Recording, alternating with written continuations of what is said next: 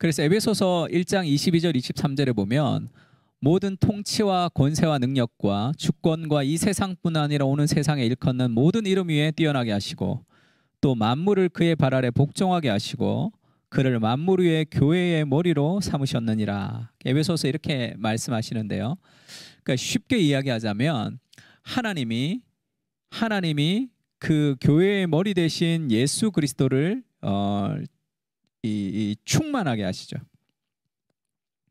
그리고 교회의 머리 대신 그리스도를 통해서 그리스도의 몸이 충만하게 되어서 그 충만한 그리스도의 몸이 결국 이 세상을 충만하게 하는 방식으로 하나님 일하시는 거죠. 그래서 하나님이 그리스도를 충만하게 하시고 이 그리스도의 몸된 교회가 그 성자 예수님 되시는 우리의 머리 되시는 교회의 머리 되시는 그리스도의 말씀에 순종하며 서로 사랑하는 공동체가 될 때 그때 교회의 교회됨을 통해서 세상이 변화되는 그런 방식으로 하나님께서 일하시는 거죠. 그래서 교회는 굉장히 중요합니다. 교회는 굉장히 중요해요. 왜냐하면 하나님이 이 삼위일체 하나님께서 이 교회의 머리 대신 그리스도를 통하지 않고 교회의 몸을 통하지 않고 세상을 변화시키진 않기 때문에 그래요. 그래서 우리가 기독교 세계관을 배울 때 뭔가 조금 잘못 배우게 되면 교회 공동체를 배제한 개인의 어떤 비전을 통해서 세상을 변화시키고 싶다, 하나님 나라를 이루고 싶다라고 얘기하는 사람들도 많습니다. 나의 직업을 통해서, 그 다음에 내 삶의 어떤 사회적인 어떤 운동을 통해서 세상을 하나님의 나라로 만들고 싶다고 얘기하는 사람이 많지만 그것은 그 제도적 교회 안에서 그 교회의 건강함을 통해서 그 교회의 건강함을 받은 사람이 유기적 교회로서 각 개인으로 나가서 일할 수는 있지만 교회의 공동체의 건강성이 없는 한 개인이 세상을 변화시키며 교회를 배제한 하나님의 역사라는 것은 그것은 무언가 신약 성경에 말하는 하나님의 일하심에 대한 오해가 있는 것 같아요. 그래서 우리가 교회에 대해서 사람들에게 이야기할 때 중요한 역할은 나 개인이 무언가를 하는 것이 아니라 하나님이 교회 공동체를 통해서 세상을 변화시키는 거죠. 그래서 교회가 교회되지 못하면 세상은 회복되지 않는 거죠. 교회가 막 썩어가고 교회가 연약하고 교회가 건강하지 못한데 하나님께서 이 직접적으로 세상을 변화시키는 방식은 없습니다. 그것은 성경에서 말하는 방식이 아니에요. 그래서 하나님이 교회를 통해서 하나님이 세상 가운데 일하시기 때문에 교회는 굉장히 영광스러운 것이죠. 그리고 하나님은 교회를 포기하지 않습니다. 그래서 빌 하이워스 예전에 그런 얘기했죠. 교육도 너무 좋고 그 다음에 사람들을 양육하는 것도 너무 좋고 뭐 사람들을 가르치는 것도 좋고 방송, 미디어, 교육 다양한 영역에서 우리는 그 세상을 위해 하나님의 나라를 위해서 살아가야 된다 이렇게 얘기했습니다. 그러나 교회보다 더 중요하지는 않다 이렇게 얘기했어요. 교회의 교회됨 그것이 하나님 일하시는 가장 중요한 방식이다 그렇게 얘기했습니다. 그래서 그것을 좀 회복하는 것이 좀 필요해요. 교회 하면 이제 뭐라 그럴까요? 공동체가 배제된 그리스도의 몸이 배제된 그런 교회를 생각하는 경향들이 있는데 그것은 좀 잘못된 것 같고요. 그래서 이 존 메가드가 썼던 예전 책인데요. 그리스도의 몸인 교회. 제가 20대 초반에 읽었었는데 이 책을 통해서 교회가 그리스도의 몸인 것을 제가 처음 깨달았을 때 읽었던 책인데 그러니까 쉽게 얘기하면 조금 그 예를 좀 과장해서 제가 들겠습니다. 그 예수님의 제자가 이제 12명이 있었어요. 예수님의 제자의 리더십이 12명이 있었는데 원래 예수님이 혼자 계실 때는 예수님이 혼자 다 하신 거죠. 예수님이 병도 고치고 설교도 하시고 가르치시고 섬기시고 예수님이 혼자 다 하셨어요. 근데 그 12명에게 예수님의 사역을 하나씩 나눠줬다고 가정을 해봅시다. 그래서 베드로는 가르치고 그 다음에 다른 제자는 섬기고 또 다른 제자는 이 다른 은사 예수님이 가지고 있었던 12개의 은사들을 각각 12명에게 나눠줬다고 생각을 해보자고요.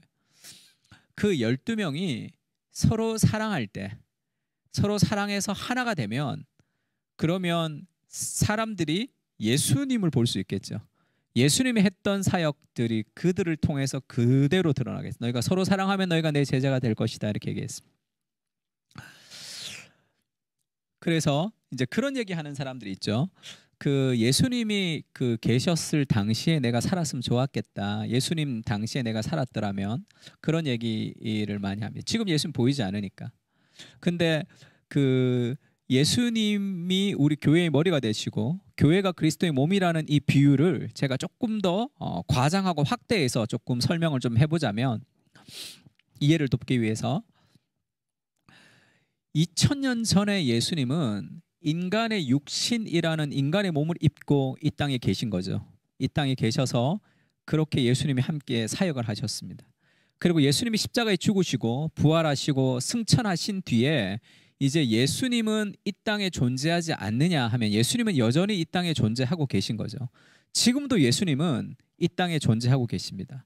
그냥 편재하신다는 말이 아니라 직접적으로 예수님이 이 땅에 2000년 전에는 인간의 육신을 입고 이 땅에 계셨던 예수 그리스도가 지금은 그리스도의 몸인 교회의 몸을 입고 지금도 이 땅에 존재하고 계시는 거죠.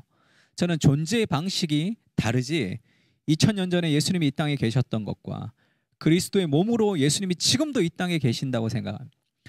그리스도께서 머리가 되신 예수님이 2000년 전에 계셨던 그 예수님이 능력이 없어지거나 성령님이 능력이 떨어지거나 그런 것이 아니라 지금 2000년 전에 계셨던 그 그리스도께서 지금도 이 땅에 존재하고 계신데 그때는 인간의 육신을 입고 지금은 그리스도의 몸된 교회라는 그리스도의 몸인 교회라는 몸을 입고 지금도 이 땅에 존재하고 계신 거죠.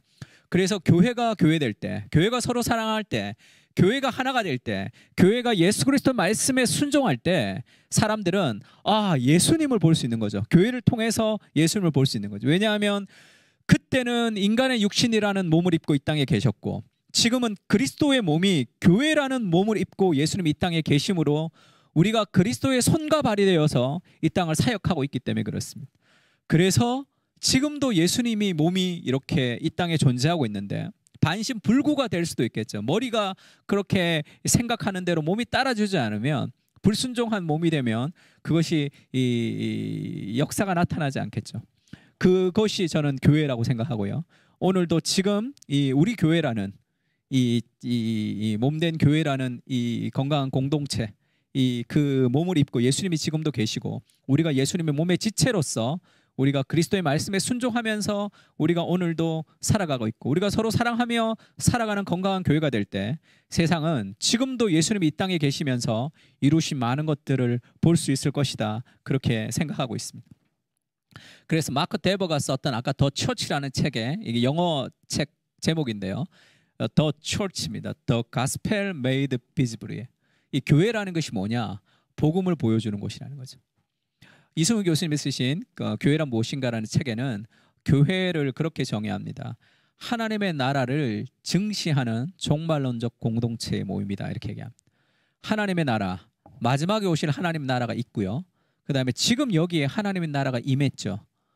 지금 여기 임한 하나님의 나라가 임했다는 것을 사람들이 어떻게 알 수 있습니까? 교회를 통해서 알 수 있다는 거죠. 교회를 통해서 세상과는 완전히 다른 삶의 방식, 하나님의 말씀의 통치가 이루어질 때 교회가 하나님의 나라가 천국이 여기에 이루어졌구나라는 것을 보여주는 그 천국의 공동체, 천국의 그림자, 천국의 나침판으로서 교회가 존재하는 거죠. 그러니 교회가 얼마나 영광스럽습니까? 이 부족한, 이 연약한 인간 목회자를 통해 하나님이 일하시지만 교회가 영광스러운 이유는 그것은 교회에는 그리스도가 머리가 되신 그리스도의 영광이 있기 때문이죠. 그것이 이 성경에서 말하는 이 교회죠. 하나님의 나라가 이 땅 가운데 임하셨던 것을 보여주는 것, 그것이 이 교회의 모습입니다. 그래서 이 박영호 교수님 그 다시 만나는 교회에서 이런 문장이 있습니다. 구원에는 하나님이 우리 안에서 우리를 위하여 무엇을 하시는지 뿐 아니라 우리를 통하여 무엇을 하시는지도 포함되어 있다. 그 일의 동력은 하나님과 함께하는 삶으로부터 공급받는 것이 구원의 요체이다. 그렇죠. 하나님이 그 구원, 우리가 성경에서 구원을 받았다 할 때 하나님은 우리를 위해서 십자가에서 죽으시고 내가 그 은혜에 감격해서 구원을 받아서 천국에 가는 것 이상이죠. 그것만 있는 것이 아니라 구원받은 하나님의 백성이 됨으로 우리가 우리를 통해서 하나님이 무엇을 일하고 싶어 하시는 그 소명이 이제 있는 거죠. 세상으로부터 보내심을 받은. 그리고 그것의 동력은 하나님이 함께하는 삶을 통해서 이루어지는 것이죠. 나는 포도나무고 너희는 가지이니 너희가 나를 떠나서는 아무것도 할 수 없음이라. 예수님이 그렇게 말씀하셨죠. 아무것도 할 수 없는. 그래서 하나님이 늘 우리와 함께 하심으로 우리를 통해서 우리가 일하는 방식, 이것이 구원이고 그것이 교회 한 사람 한 사람이 가져야 되는 이 구원의 관점이죠. 단순히 그냥 죽어서 천국 가는 개념, 이 땅에서 내가 잘 살아가는 개념이 아니라 이 땅에 소명이 있다라는 것을 아는 거죠. 그리스도께서 우리에게 주신 그 소명이 있을 때, 제가 이 지난주에 디모데후서 묵상하면서 바울이 그렇게 얘기하더라고요. 사랑하는 디모데야, 네가 은혜 안에서 강해라. 은혜와 강함이라는 것이 어울리지 않을 것 같은데 이 복음은 우리를 균형 잡게 하죠. 그러면서 그렇게 공감합니다. 나와 함께 복음을 위해서 고난을 받자, 이렇게 얘기하죠.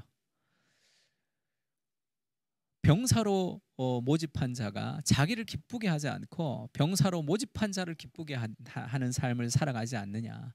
나와 함께 복음을 위해서 좀 고난을 받자, 이렇게 얘기했습니다. 내가 지금 이 땅에서 어떻게 잘 되는 삶보다 더 중요한 거, 우리를 통해서 일하시는 하나님의 그 일하심, 그 소명이 있는 거죠.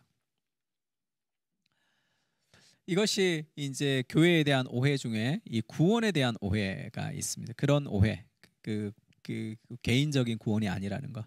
그 다음에 교회에 대한 오해 중에 또 하나는 세상으로 보내심을 받았다 할 때 그 선교라는 데 대한 오해가 또 있는 거죠. 우리가 대계명, 대사명이라 그러죠. 이거 그 지상 명령이라 그런 The Great Commission이 마태복음 28장 18절에서 20절인데요. 예수께서 나와 말씀하여 이르시되 하늘과 땅의 모든 권세를 내게 주셨으니, 예수님에게 주셨다는 거죠. 그러므로 너희는 가서 모든 민족을 제자를 삼아 아버지와 아들과 성령의 이름으로 세례를 베풀고 내가 너희에게 분부한 모든 것을 가르쳐 지키게 하라. 볼지어다 내가 세상 끝날까지 너희와 항상 함께 있으리라, 이렇게 말씀하셨습니다. 여기에 대해서 좀 오해가, 두 가지 오해가 있는데, 첫 번째는 이것이 한 개인에게 주신 어떤 개인의 비전, 우리가 더스틴 트로트맨으로 시작했던 선교단체 사역을 하면서 더스틴 트로트맨이 이 구절을 가지고 제자 훈련에 대해서 굉장히 강조했습니다. 그래서 1:1 제자 훈련, 한 사람이 두 사람을, 두 사람이 네 사람을 하는 그런 어떤 개인의 전도가 지금 여기에서 포커스라고 생각하는 경향들이 있는 오해가 하나 있고요. 두 번째는 여기서 제일 중요한 것은 전도하는 것, 가는 것이다라는 그런 강조점, 이 두 가지 오해가 있습니다. 첫 번째는 마크 데버가 썼던 그 지상명령 바로 알기라는 책이 얼마 전에 나왔습니다. 그 책도 그렇고, 그 다음에 로버트 로버트 쿨만인가요? 썼던 그 주님의 전도 계획이라는 책이 있죠. 그 책에서도 그렇게 이야기를 하는데, 지금 마크 데버도 지금 너희는 가서 모든 민족으로 제자를 삼고 아버지가 아들과 성령의 이름으로 세례를 베풀고 너희에게 분부한 가는 것을 지키게 하라라는 이 구절을 지금 현실에서 이게 한 개인에게 준 것으로 받아들이는 것이 맞느냐, 아니면 한 공동체에 주신 비전으로 받아들이는 것이 더 건강하냐라고 해서 지상명령 바로가기라는 책을 썼습니다. 짧은 책인데, 그렇죠. 지금 이것이 그 지역 교회, 하나님의 그 로컬 처치에게 주신 명령으로 받아들이는 것이 가장 건강한 해석이다, 이렇게 얘기를 하기도 하고요. 또 두 번째는 여기가 이제 나오는 동사, 우리나라 성경에는 가다라는 동사 있죠. 그 다음에 제자를 삼다, 그 다음에 세례를 베풀다, 가르쳐 지키게 한다라는 이 동사들이 있습니다. 그래서 이 가는 거, go 하는 거, 가서 모든 민족으로 제자를 삼으라 할 때 가라에 이제 포커스가 있기 때문에 이 지상 명령을 주로 복음 전도, 사람을 전도하는 것을 오해해서 어쩌면 더 풍성한 하나님의 사명을 전도라는 것으로 이렇게 축소시키는 경향이 있을 수 있죠. 근데 원래 이 헬라어 문장을 보면 여기에는 동사, 주 동사가 하나죠, 하나. 제자를 삼는 것이 동사입니다. 나머지는 가는 것, 베푸는 것, 가르치는 것은 다 헬라어 2인칭 분사형으로 되어 있어요. 그러니까 지금 가고 세례를 주고 가르치는 이 모든 것이 그 제자를 삼는 것에 하기 위한 방식으로서 이제 수식한다고 봐야 되겠죠. 그러니까 지금 이 구절은 가서 복음을 전해라 라고 얘기하는 것보다 이 제자를 삼는 것이 굉장히 더 중요한 포커스가 되어 있는데, 마이클 고힌이 열방의 빛으로라는 책에서 그렇게 얘기하죠. 미셔널 처치, 미국에서 미셔널 처치가 굉장히 많이 얘기하지만 그 미셔널 처치가 오해하는 것이 있는데 여기에서 가는 것에 포커스를 두는 것도 아니고 제자를 삼아에 포커스를 둬야 되는데 제자를 삼아에서 제일 중요한 것은 제자를 삼는 것보다 더 중요한 것은 내가 제자가 되는 그런 비잉의 문제가 훨씬 더 중요하다 이렇게 얘기합니다. 그래서 지금 이 구절은 이 지상의 명령은 가서 막 복음을 전하는 그런 이 전도의 의미라기보다 우리 인생의 총체적으로 하나님의 은혜를 깨닫고 우리가 이 그 공동체를 통해서 우리가 각 삶의 영역에서 사명자로 살아가는 소명에 조금 더 가까운 그런 개념들로 얘기할 수 있습니다. 그래서 교회가 세상으로부터 부름을 받은 하나님의 백성이요 또한 세상으로 보냄받은 그리스도의 제자다라는 것이 어떤 교회의 정의라면 이 큰 정의라면 그럼 이것을 어떻게 구현시킬 수 있을까? 이걸 내가 안다고 교회가 그렇게 되고 한 사람 한 사람이 다 그렇게 되는 것이 아니죠. 그럼 이걸 어떻게 구현할 수 있을까 했을 때 오카르 목사님은 이것을 구현하기 위해서 세 가지가 있어야 된다 그렇게 생각을 하신 거예요. 그래서 본인이 이제 제자도라고 정의를 하시면서 그 세 가지를 교회는 하나님을 위해서 존재하죠. 두 번째 교회는 교회 자신을 위해서 존재합니다. 그리고 세 번째는 교회가 세상을 위해서 존재하죠. 이게 교회의 존재의 목적이라고 생각을 했어요. 이 교회의 존재의 목적에서 하나님을 위해서는 이 전적인 위탁이라고 해서 하나님께 전적인 의탁하는 거죠. 전적 위탁이 필요하고 로드십이 필요하다는 거겠죠. 그리고 두 번째 교회를 위해서는 이 섬기는 종의 모습이 필요하다. 우리가 그 섬기는 종, 은혜 받은 사람이 은혜로 섬기는 종이 되어야 되고 그리고 세상으로는 복음의 증인이 되어야 된다 그렇게 얘기했습니다. 그래서 전적인 의탁과 섬기는 종과 복음의 증인이 되어가는 삶이 하나님으로부터 부름을 받고 보내심을 받은 삶이다 이렇게 정의를 했어요. 그래서 조금 오카노 목사님이 그 시대에 굉장히 제자 훈련을 굉장히 강조하셨고 굉장히 그 시대에 맞는 그런 역할을 잘 감당하셨다고 생각하고 지금 만약에 오카노 목사님이 젊은 목회자로 다시 지금 사역을 하신다면 본인이 그 당시에 그 시대에 맞았던 사역과는 좀 다르게 이 당시에 맞는 또 사역들을 더 풍성하게 만들어냈을 것이라고 생각합니다. 그래서 흔히 제자 훈련에 대해서 여러 가지 비판받는 것 중에 하나가 이 세상에 대해서 복음의 증인이라고 얘기했을 때 이 복음의 증인이라는 개념이 조금 전도와 그런 그 사람을 전도하고 영혼 구원 쪽에 너무 축소되지 않았나 그런 비판들이 좀 많이 있죠. 그러니까 이렇게 그 구현할 수 있도록 하나님과 교회와 세상을 위해서 구현할 수 있도록 그렇게 생각을 하면서 교회 프로그램을 만들었습니다. 그러니까 신학적인 베이스가 교회의 정의라면 요거는 어떤 중간 영역 정도 되는 거겠죠. 목회자가 생각했던 고민 속에서 나온 고민입니다. 새드백 교회 릭 워렌은 교회의 존재 목적을 5M이라고 그러죠. 5가지의 목적으로 이제 설명을 합니다. 그게 이제 그 가장 중요한 계명인 하나님 사랑과 이웃 사랑을 예배, 하나님을 사랑하는 게 예배고 하나님을 위해서 이웃을 사랑하는 그것을 사역이라고 이렇게 얘기했고요. 그 다음에 가서 모든 족속으로 제자를 삼아 했을 때 가다는 전도, 그 다음에 제자를 삼는 그것은 훈련, 그리고 세례를 베푸는 것을 교제라고 했습니다. 그래서 릭 워렌은 이 워드 플레이 말을 잘 만드니까 The Great Commitment, 그 하나님 사랑과 이웃 사랑, The Great Commitment와 The Great Commission은 The Great Church를 만든다. 그렇게 해서 이 5가지의 교회의 존재 목적을 얘기하죠. 그걸 한 문장으로 요약한 게 사람들을 그리스도께로 인도하여 그의 가족에 소속하게 하고 그들을 그리스도를 본받는 성숙에 이르도록 개발하고 그들을 교회에서 사역하고 세상에서 선교하도록 준비시킴으로써 우리는 하나님의 이름을 찬양하며 예배한다라고 이 한 문장에 이 5가지 목적을 그렇게 심었습니다. 그리스도께 인도하는 것, 전도죠. 소속되게 하는 것, 이 교제입니다. 그리고 사역하고 선교하며 예배하는 것, 이 5가지를 얘기했어요.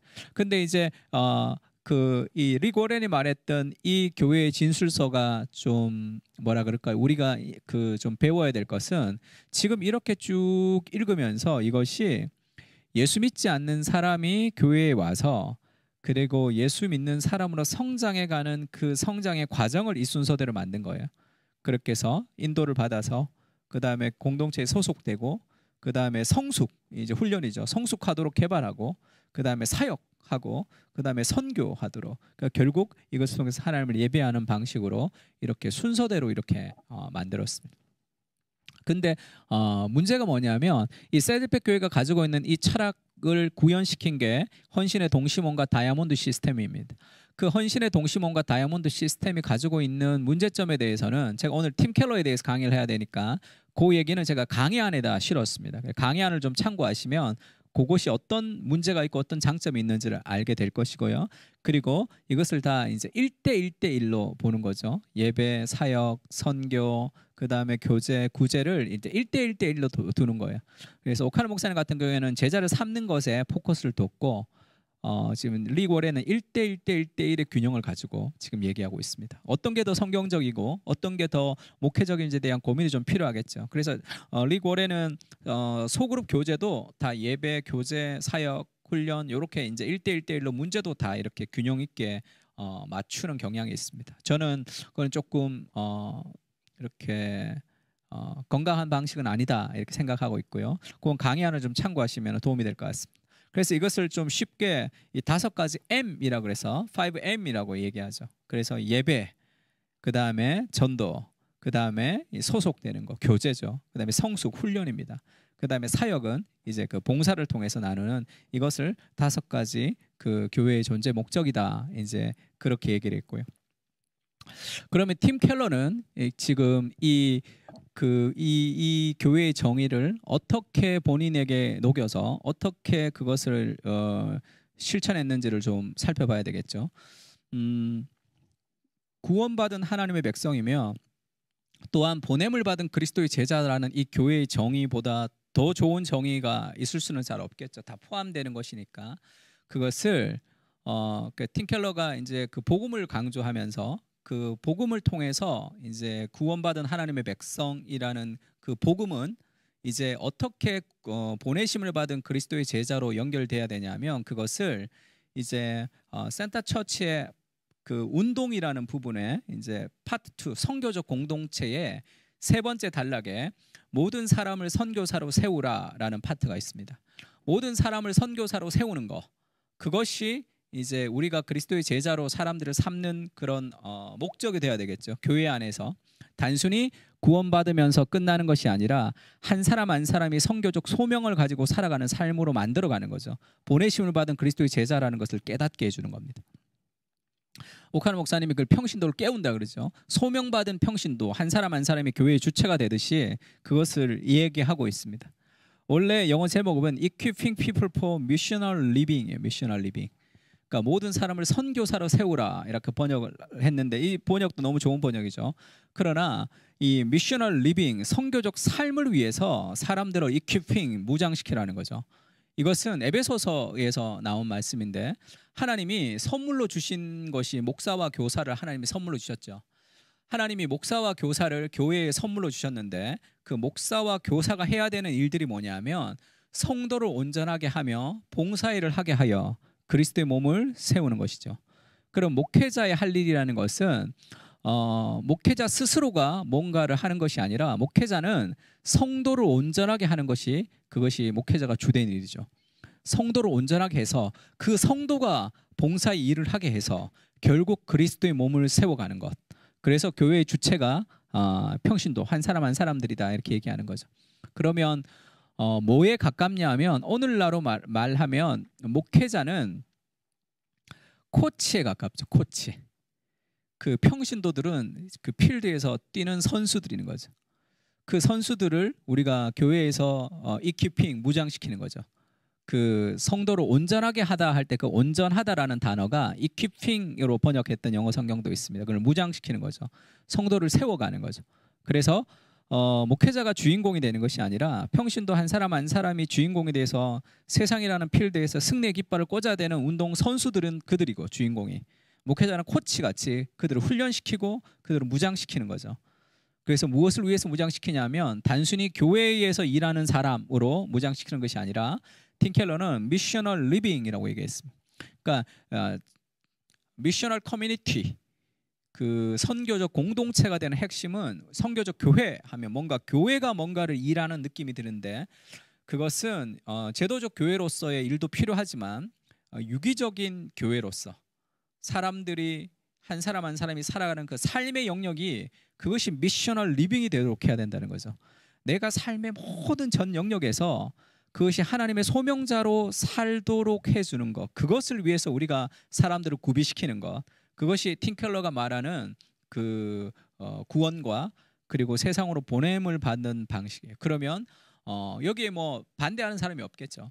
그러면 어떻게 하면 우리 성도들 한 사람 한 사람을 다 미셔널 리빙을 하는 사람으로 만들어갈 수 있을지, 그것이 이제 궁극적인 고민이고, 그 원리를 얘기한 것이 그 선교적 삶이라는 파트이고요. 그 센터처치 3부에 그것을 구체적으로 어떻게 실현시키는 그 교회의 방식을 얘기한 것이 그게 통합적 사역입니다. 그래서 다음 시간 또 그 다음 시간에 두 번에는 그 팀 켈러가 말하는 이 미셔널 리빙의 개념, 그리고 통합적 사역의 원래는 5가지인데 교회 개척 빼고 4가지만 오늘 간단하게 좀 정리를 하면 좋겠다 그렇게 생각합니다. 지금